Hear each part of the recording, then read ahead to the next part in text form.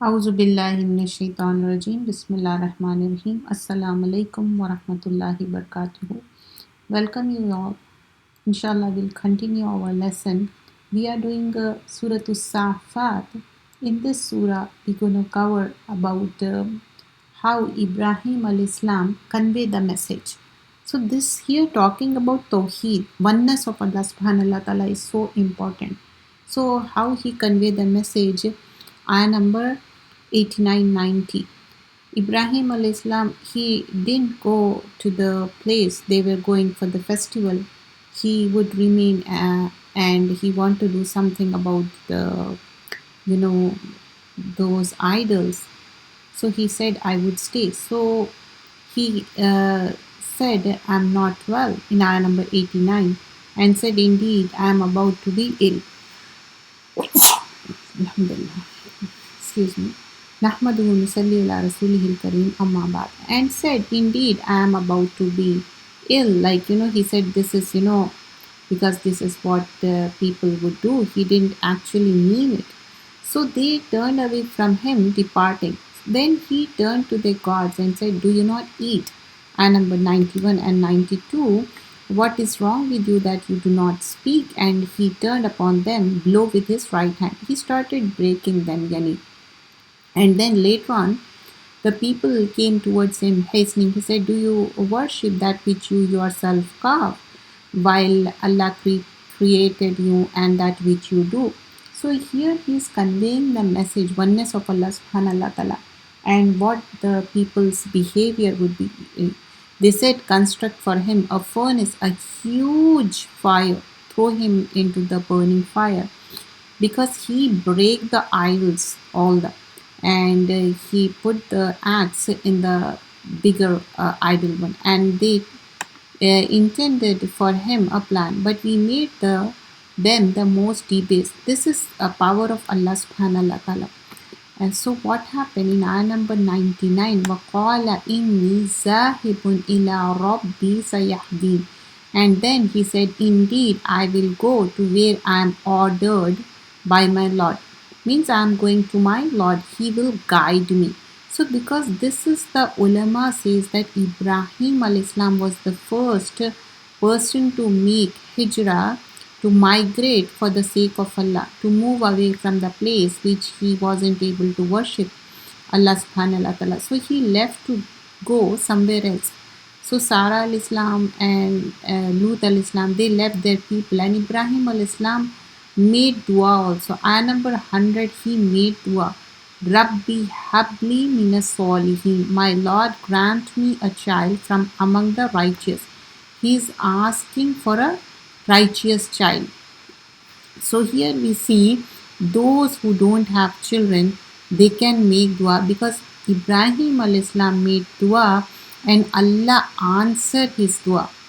So we should also make dua, Rabbi habli minas salihin, and Allah will answer the dua. And after that, he moved away, yani he did the hijrah.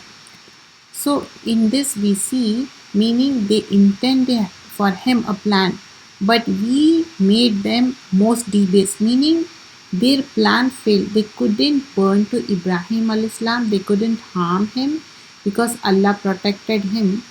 So Ibrahim al-Islam didn't go to the first festival. First of all, what was the excuse that he gave over here? That I'm not well, I'm sick. He was actually sick, not well. Allahu alam. Maybe he was, and he was not well. Look, everyone went to the festival, but he has all the strength in him to break all the idols. The physical strength also, mentally he was strong, and also here it is mentioned physically also he was strong. Have you ever been into Makkah or Medina? In Makkah, you will see the footstep of Ibrahim al-Islam. It's such a big. So he has a strength also. So what happened? They went to the party or festival, and they were doing like they were having the time, and then they came back when they saw this, their idols are broken.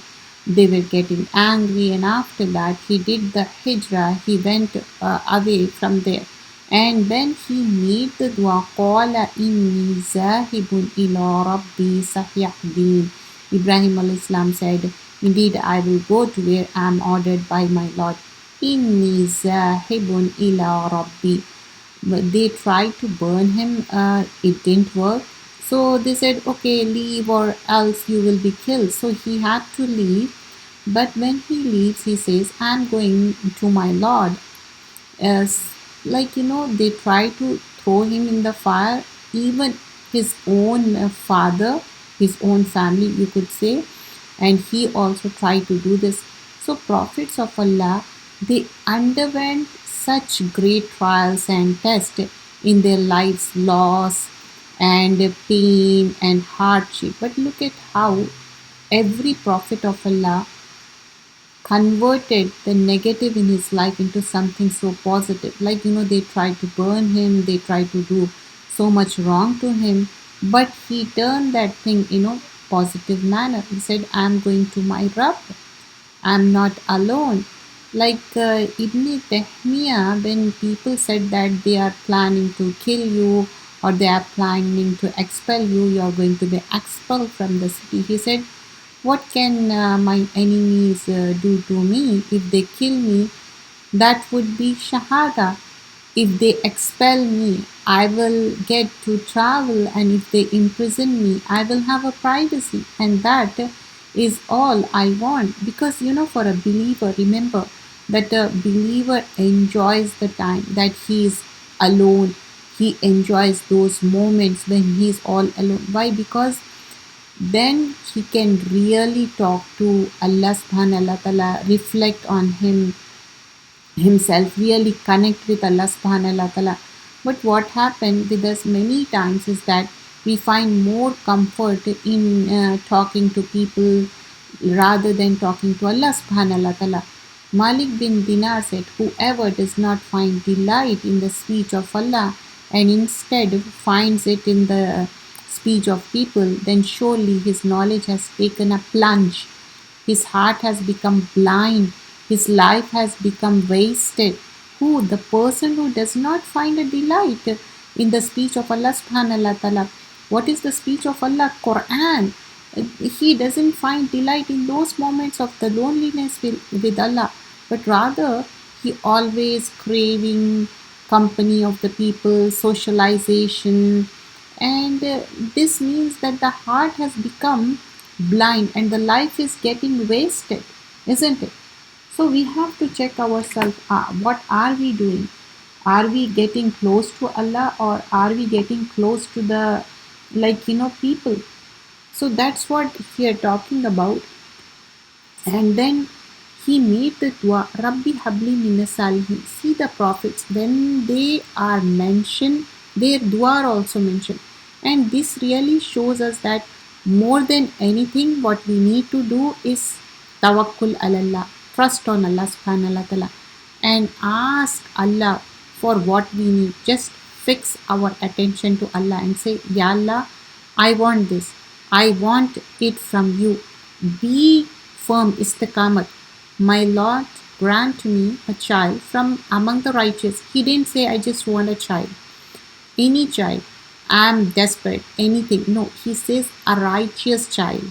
What happens is that when our dua are not being accepted or immediately responded to, we lower the standard of our dua. Like, for example, if a person wants to get married, they say, Ya Allah, grant me a good righteous spouse. When it's not working out, anybody, anything. No, don't say that. I mean, that's when you are having the conviction, yaqeen on Allah subhanahu wa ta'ala. Allah is testing you. We are mu'mineen. We are the believers. Believers will be tested here. With what? We have to ask Allah subhanahu wa ta'ala with the determination. Ask, beg Allah. You need to do over there is just ask Allah and be firm on it. Like whatever happens, it is good for you. So here, asking dua, begging Allah subhanahu wa ta'ala, Rabbi habli minas salihin. So Ibrahim al-Islam immigrated the test of sacrifice of Ismail alayhi salam and how Allah blessed him. So Allah tells us that after he helped his close friend Ibrahim alayhi salam, peace be upon him, against his people, after Ibrahim alayhi salam gave up hope that they would ever believe, despite all the mighty signs that they had witnessed. He emigrated away from them and said, "Verily, I am going to my Lord. He will guide me. My Lord grant me righteous child." So, meaning obedient children in compensation for his people and relatives whom he had left. Allah subhanahu wa ta'ala said, فَبَشَّرْنَاهُ بِغُلَامٍ حَلِيمٍ. So we gave him the glad tidings of forbearing boy. So we gave him good tidings of forbearing boy. So this child was Ismail alayhi salam, for he was the first child of whom glad tidings were given to Ibrahim alayhi salam. And he was older than Ishaq alayhi salam. The Muslims and the people of the book agree, and indeed it is stated that in their book that Ismail alayhi salam was born when Ibrahim alayhi salam, peace be upon him, was 86-year old. Allahu Alam.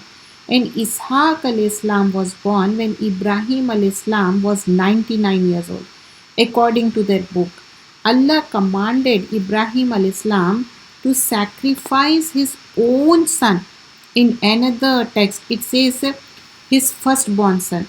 But here they falsely inserted name of Ishaq. This is not right because it goes against what their own scripture says.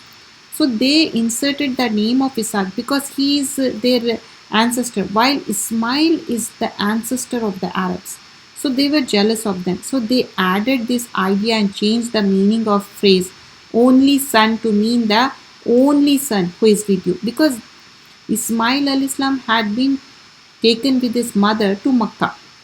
But this is a case of falsification and distortion, because the words only son cannot be said except in the case of one who has no other son. Furthermore, the firstborn son has a special status that is not shared by subsequent children. So the command to sacrifice him is a more exquisite test. And when his son was old enough to walk with him, means when he grew up and started to go with his father and walk with him. So let's see ayah number 101. So we gave him good tidings of forbearing boy. This didn't happen that he made dua. Instantly his dua was answered. No, his dua was responded to after many years, which means that dua was accepted. He was just given a righteous child after some time. Remember that when we make dua is accepted, because dua is an action that is accepted when it is made with ikhlas, sincerity. Definitely it is accepted. Now it is up to Allah subhanahu wa ta'ala what he gives us.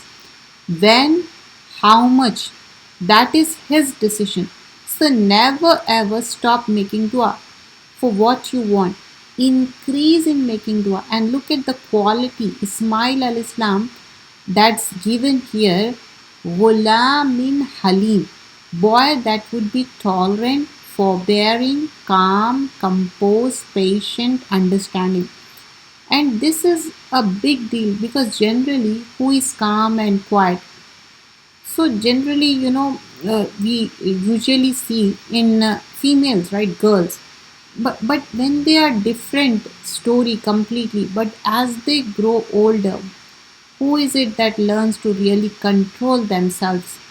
Typically, we see mostly in girls. Generally, boys, they are given freedom, and that's also our fault that we give them more freedom. For example, if we give more freedom to boy compared to girl, because we think like he could manage. But here, talking about Gulamin Halim, Ismail al-Islam as a boy, forbearing, obedient, compliant, and understanding. فَبَشَّرْنَاهُ بِغُلَامٍ Halim. And how was Halim? Really, Allah subhanahu wa ta'ala is appreciating Gulamin Halim. So when he made this dua, gave him good tidings of forbearing boy. So he lost his father, his family, but Allah subhanahu wa ta'ala gave him someone even better. And this is Allah's way, this is His promise. When you give up something for the sake of Allah, for the lillahi, Allah will give you something better. And this is His promise. Even when you spend something in the cause of Allah, you give in Allah's way, and Allah will compensate you. So what happened? Ibrahim al-Islam was given the good news of a baby who would be him. He would be Halim, means very forbearing. What does that mean? Like, there are difficulties, things happen which we don't always like, which we find very hard. Helm is the ability to bear difficulty, to not respond with impatience, to not, start wailing and fussing and crying over every little thing. No, subhanallah, there are children who are like that, who are very courageous, who are very patient, who are very mature, very understanding. So Ismail al-Islam was like that. And what was a proof of that? The story that is mentioned over here, ayah number 102. And when he reached within the age of exertion, he said, "O my son, indeed I have seen in a dream that I must sacrifice you. So see what you think, what do you say, what do you suggest?" He said, "O my father, Ya Abati, do as you are commanded. You will find me, if Allah wills, the steadfast." Subhanallah. This was his helm. So Ibrahim al-Islam asked him, even though this was the command from Allah subhanahu wa ta'ala. He was not asking that should I or should I not, but he was getting his son to agree so that his son would understand why his father would do such a thing. And so his son would also be firm and willing and patient. And this is very important. When we tell our children to do something, don't just command them.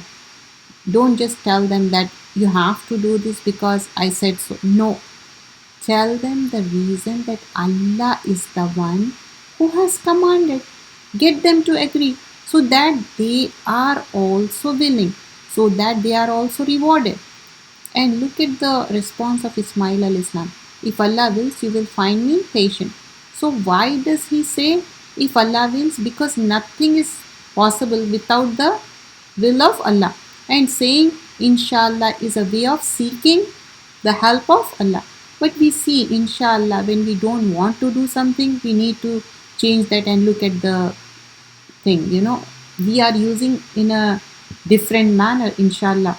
When you really mean it, if Allah wills, right? In a hadith, we learn that when Ibrahim al-Islam lay Ismail al-Islam on his forehead, Ismail al-Islam was wearing a white shirt at that time. So he said, "Oh my father, I don't have another shirt in which you could bury me, so remove this from me, so you may shroud me in the shirt of mine."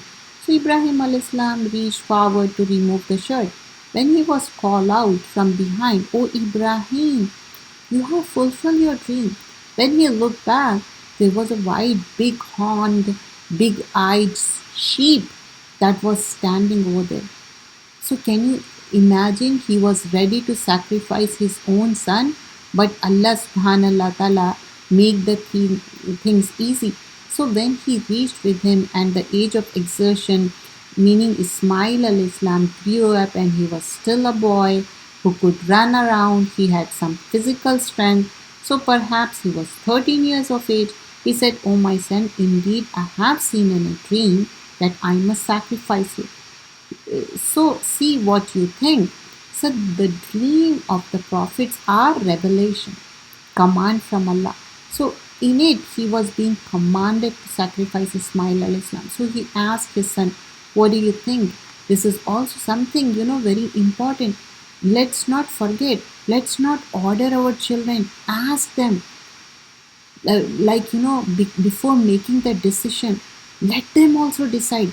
This doesn't mean that we let them choose to do wrong, let them choose to do a haram. What this means is that from the beginning, take it willingly, let them choose. Don't do the things forcefully. Don't just order them, because when we order children, they develop resentment for the parents. They are always on the opposite side, other side. They don't want to listen to their parents. So we see over here such a big thing. And Ibrahim al-Islam says, I mean, this is Allah's hukum. By the way, Ibrahim al-Islam don't have an option. Ismail al-Islam doesn't have an option. This is Allah's hukum. Ismail al-Islam has to be slaughtered. But yet, Ibrahim al-Islam said, Fanzur maza tara. This is Allah's order. See, what do you think? What do you say? What should be done? If a father has been treating his own son like this from the beginning, hearing the child, what do you think? What do you have in mind? You are giving priority. You are giving so much importance to your children. When you say this is the hukum, this is the order of Allah, so definitely he will say yes. You trained him in such a manner. So he said, oh my father, do as you are commanded, do as you are commanded. You will find me if Allah will steadfast. Now this is helm. This was the tolerance, the composure of Ismail al-Islam. He's not crying and screaming over here, my life, your religion, your prophethood is taking over my life. What about me and my choices? No, look at his helm over here. Sometimes we complain that we are busy, why don't have time to talk to our children. Ibrahim al-Islam was also so busy. He didn't even live with Ismail al-Islam so much. He only came to visit couple of times. Who was really doing the tarbiyah? Of course, it was mother. And the brief moments that Ibrahim al-Islam got to spend with Ismail al-Islam, it really shows how he was. And Ismail al-Islam trusted his father. He didn't dislike his father. Our problem is, if we exist in the same space, we don't communicate with each other. We don't really have strong relationship even inside the house. We don't take interest in the lives of one another. For example, for small petty things also, we don't give them importance. We don't give them respect. We have to, he was grown up, and with his father, he used to walk with him like yani maybe 13 year, Allah knows best, and his son and his mother. And here, how he is giving importance, and asking, I have this dream, and I need to do this, like this is the order of like Allah. Qala ya abati af'al ma tumaru. Do what Allah subhanahu wa ta'ala has ordered. Satajaduni insha'Allah minas sabirin. So he is saying, if Allah wills, you shall find me of patience. So he is ready to. Falamma aslama watallahu lil jabin. So here ayah number 103, and when they had both submitted and he put him down upon his forehead, means both surrender, means Ismail al-Islam, he was placed on his forehead. Why? So that Ibrahim al-Islam would not see his eyes, and Ismail al-Islam would not see Ibrahim al-Islam either. Just imagine sacrificing own son. So they both submitted. He put him down upon his forehead. How both had submitted. And this is what we should desire, that we should surrender to Allah subhanahu wa ta'ala, and our children also willingly surrender to Allah.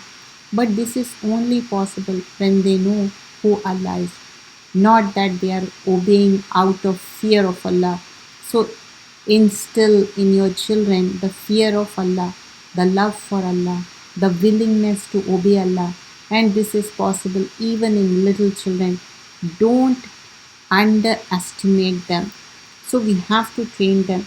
So when they both submitted themselves and he had laid them prostrate on his forehead, means when both of them had pronounced the Shahada and remembered Allah, Ibrahim al Islam, he was about to offer a sacrifice, and Ismail al Islam, because he was about to die, or it was said that submitted themselves, means they submitted and follow the Amr, command of Allah. Ibrahim al Islam obeyed the command of Allah, and Ismail al Islam obeyed, and his father. And this was the view of all the Mufassirin. So the meaning of phrase he had laid him prostrate on his forehead is he placed him face down so that he could slaughter him from behind and not have to see his face at the time of slaughter. So that, it would be easier for him. And this is narrated by Ibn Abbas, Qatada, and others. وَتَلَّهُ لِلْجَبِينِ, and he had laid him prostrate on his forehead, means he turned him upside down on his face. Imam Ahmad recorded that when rituals enjoined upon Ibrahim al Islam, the shaitan appeared to him at Masa and raised with him, but Ibrahim al Islam got there first. So here shayateen appeared to him. So he stoned him with the 7 pebbles until he disappeared.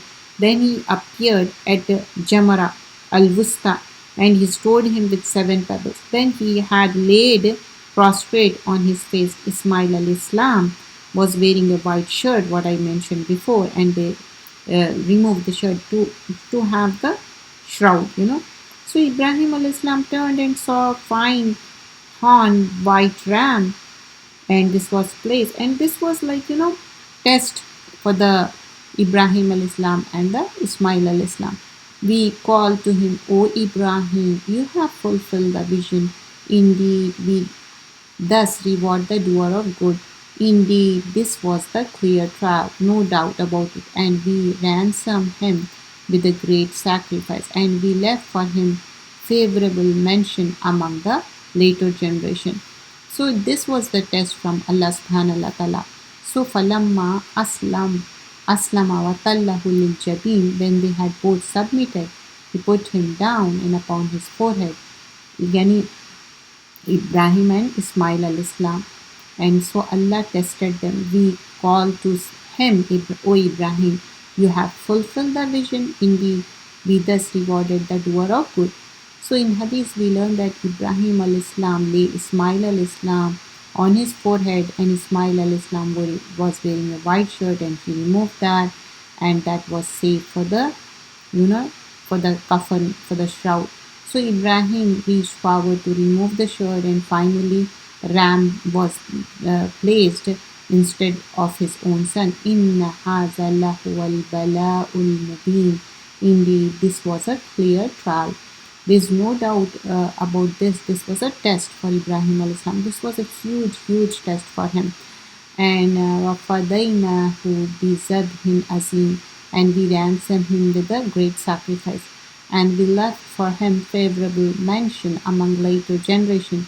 Peace be upon Ibrahim al-Islam. Indeed, we thus reward the doer of good. كَذَلِكَ نَجْزِي الْمُحْسِنِينَ. And this is a message for us also, because many times we are afraid to make sacrifice for the sake of Allah. We are not asked to sacrifice our children, but we are here.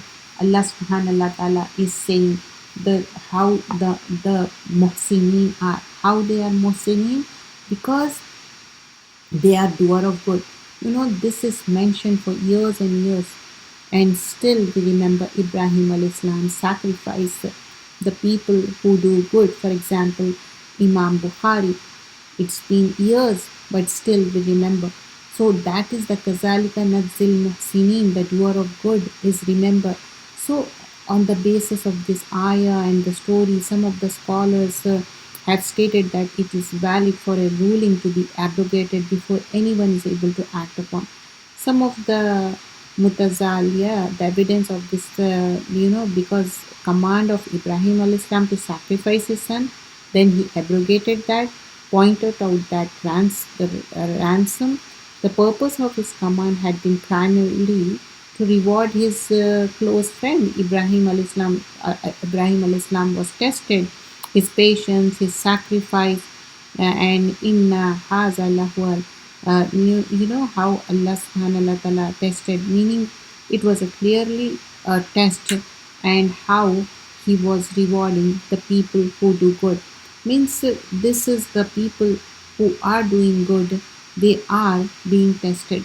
So indeed we reward the doer of good. So Allah subhanahu wa ta'ala tested them, like how uh, big the test was. Innahu min ibadina al-mu'minin. Indeed, he was our believing servant, and we gave him good tidings of Isa, prophet from among the righteous. And we blessed him and Isa, but among their descendants is the doer of good, and the clearly unjust to himself. Parents were righteous, children become corrupt. That also happens, right? Every child is not like Ismail al-Sam. This happened that despite our best efforts, children turn out to be very different sometimes.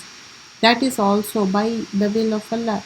Prophets were tested, so do we will be tested. But the thing is that, are we giving our 100%? Just as Ibrahim al-Islam, he gave his 100%. It doesn't mean that we are not trying our best to make our children righteous, but rest depends, like make dua for them. So first, at least try to focus what Allah subhanahu wa ta'ala has given you, and how Allah is testing each prophet. Not only this Ibrahim al-Islam, we see every prophet has been tested in a different way, and we left for him favorable mention among later generation. So this is from where the tradition of offering sacrifice began. So remember, it's not about the meat or the blood, it's all about the state of the heart, because the sacrifice symbolizes the sacrifice of one's ego, of one's attachment, love for the creation. And we see, how Ibrahim al-Islam sacrificed. When a person does something good, then Allah also gives them a good name, meaning that people also remember that person or mention him in a good terms. In Hadith, we learn that when Allah intends good for a slave, He make him, asaluhu, sweet. So the people asked, how, yani, how can a person become sweet like honey? So Prophet sallallahu alaihi wasallam explained that Allah opens the door of righteous actions for that servant before his death, so that those around him become pleased with him. So they are happy with him. They experience his sweetness. May Allah subhanahu wa ta'ala sweeten us before our death also. And we learn that a person is known by their deeds. So the Prophet sallallahu alaihi wasallam said in Hadith, there is no person except that he has a certain name in the skies by which he is known, and is that name is good, that is placed in the earth. So a person is known in good terms in the world also, and if a person, that reputation is evil, then that reputation is placed on the earth. So our goal is not to please people, to get the people to talk about us in positive words. That is not our ultimate goal. But our ultimate goal is to please Allah subhanahu wa ta'ala. We are not asking for the trials and tests, but when tests and trials comes, just like Ibrahim al-Islam, what we need to do? We should be patient. We should control ourselves. So ask Allah. In Hadith, we learn that Prophet sallallahu alaihi wasallam said, soon you will be able to tell the people of Jannah from the people of hell. The companions asked, how, O Messenger of Allah sallallahu alaihi wasallam? He said, by praise and condemnation, because you are Allah's witness over one another. So the people talk about us. It does matter, but it doesn't matter that we make people praise our ultimate goal. Our goal should be praise Allah subhanahu wa ta'ala. It doesn't mean that we become rude with the people and you know. When you strive to please Allah, it is not possible that Allah subhanahu wa ta'ala will not let be known to others, meaning Allah will bestow His approval upon you, that will spread among the people. So Salamun ala Ibrahim, peace be upon Ibrahim al-Islam, Kazalika Nadzil Muhsinin. Indeed, thus we reward the doer of good. Indeed, he was our believing servant. So he was a believing servant. And next come about uh, and we gave him good tidings of Ishaq, a prophet from among the righteous. What good children. Ayah number 112. And we blessed him and Ishaq, but among their descendants is the doer of good and clearly unjust to himself. So parents were righteous, our children were corrupt. It happens, like this happened with prophets also. Remember, righteousness of our parents alone is not enough. We have to try for ourselves. We have to strive hard. Don't blame anyone. You have to blame yourself. Whether you are doing the righteous action or not. If you are not following the righteous action, it is you who are answerable, not the other person. So we have to check ourselves. Are we doing good? Because when we see the prophets, how they have been tested, so we also will be, because the people who are most tested are the prophets, Sahaba, the most righteous and most righteous. Then after every prophet it is mentioned, salam, peace upon them.